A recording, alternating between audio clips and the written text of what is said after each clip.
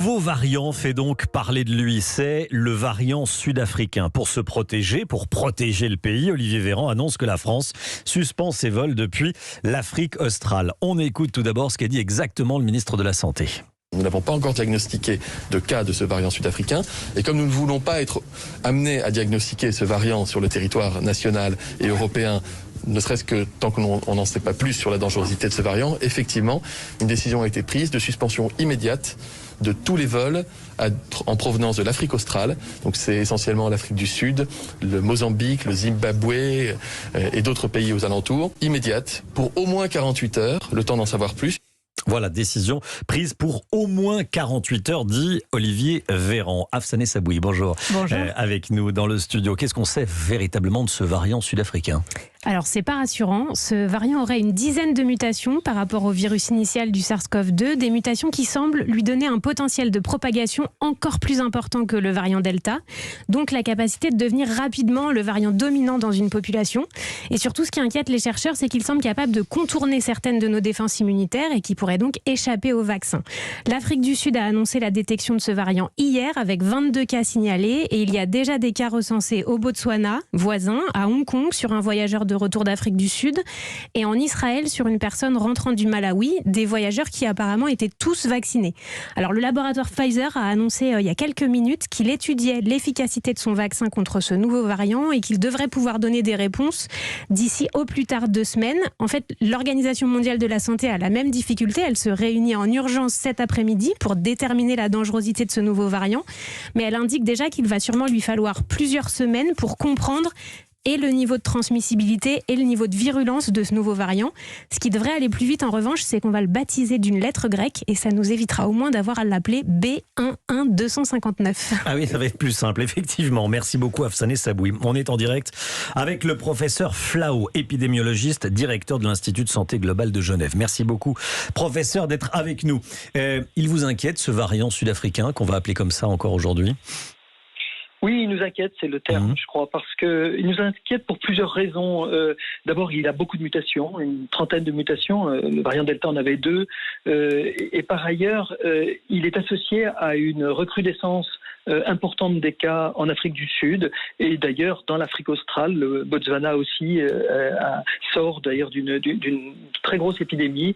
Donc à chaque fois qu'on a vu un variant nous préoccuper, il était toujours dans un foyer épidémique très intense, que ce soit en Inde, que ce soit d'ailleurs en Afrique du Sud il y a quelques mois ou bien au Royaume-Uni, vous vous rappelez.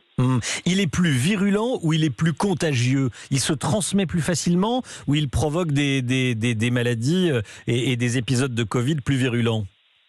Alors, on ne peut pas encore répondre exactement à vos questions parce qu'il a été découvert il y a très peu de temps. En fait, il a été rapporté officiellement hier par l'Afrique du Sud. Il a été isolé probablement au début du mois de novembre dans les régions de Pretoria et de Johannesburg. Mais on ne sait pas aujourd'hui. On a l'impression qu'il est beaucoup plus transmissible. Est-ce qu'il est plus virulent ? C'est encore trop tôt pour le dire. Alors, ce qui est le plus inquiétant, j'allais dire, c'est qu'il pourrait, je dis bien pourrait, résister au vaccin. Pfizer, on vient de le voir avec Afsané Saboui, Pfizer dit qu'il va l'étudier et qu'il va donner des résultats dans 2 semaines. Hein. Oui, alors c'est bien sûr l'inquiétude qu'on a avec tous les nouveaux variants et il faut un certain temps avant de pouvoir faire vraiment le bilan de cela. Cette évaluation, par exemple pour le variant Delta, il y a certainement une perte de protection vaccinale sur la transmission, puisqu'on voit bien que la transmission est beaucoup plus facilitée avec le variant Delta. En revanche, il n'y a pas eu de perte sur les formes graves. Pour l'instant, il est beaucoup trop tôt pour dire que ce variant nu, originaire d'Afrique du Sud, aurait une résistance vis-à-vis des vaccins. La préoccupation est un peu théorique pour l'instant, mais des chercheurs britanniques ont pu montrer que c'est vraiment cette protéine spike, c'est ce trousseau de clés qui permet au virus de rentrer dans les cellules. Oui. C'est celle-ci qui est très mutée dans ce nouveau variant nu et qui donc nous cause des soucis et en tout cas des préoccupations a priori. Professeur Flao, ça sera ma dernière question. Est-ce qu'on peut vraiment se protéger d'un variant ? Je pense à cette décision de fermer les lignes aériennes. On gagne du temps, mais on ne peut pas mettre un mur entre un variant et une population. Non, je suis d'accord avec vous, mais je pense que c'est très important. Aujourd'hui, on a quand même retenu des C'était une leçons. question. Oui, mais c'est vous vrai le que c'est spécialiste. probablement pas des barrières étanches. Vous avez raison là-dessus, mais on gagne du temps et c'est important de gagner du temps. Et puis on a vu, on tire à mon avis les leçons quand même de cette pandémie et des mois passés. Vous savez, le variant Delta originaire d'Inde est entré très rapidement en Grande-Bretagne au mois d'avril dernier parce que les lignes aériennes étaient restées trop longtemps ouvertes alors qu'on le savait que ce variant était en train d'émerger. Et donc là aujourd'hui, on ne fait pas cela. La plupart des pays du monde sont en train de mettre des protections qui ne seront pas étanches, mais qui permettront au moins de gagner un peu de temps pour que ce variant ne se répande pas trop vite si jamais il devait se répandre très vite.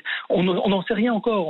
On va regarder peut-être. Oui. Vous savez, le variant Delta Plus qui a émergé au Royaume-Uni cet été, il ne s'est pas répandu en Europe. Pourquoi ? Pas parce qu'on a fermé les frontières, mais essentiellement parce qu'il n'était pas autant transmissible qu'on pouvait le redouter. Donc pour l'instant, il faut se dire qu'on va avoir une histoire jalonnée de nouveaux variants dans les mois qui vont venir, malheureusement, parce que c'est la vie de ce virus et qu'il faut juste prendre des précautions initiales, évaluer, faire le bilan et puis ensuite prendre des bonnes décisions. Merci beaucoup, professeur Flao. Merci d'avoir été en direct avec nous dans Europe.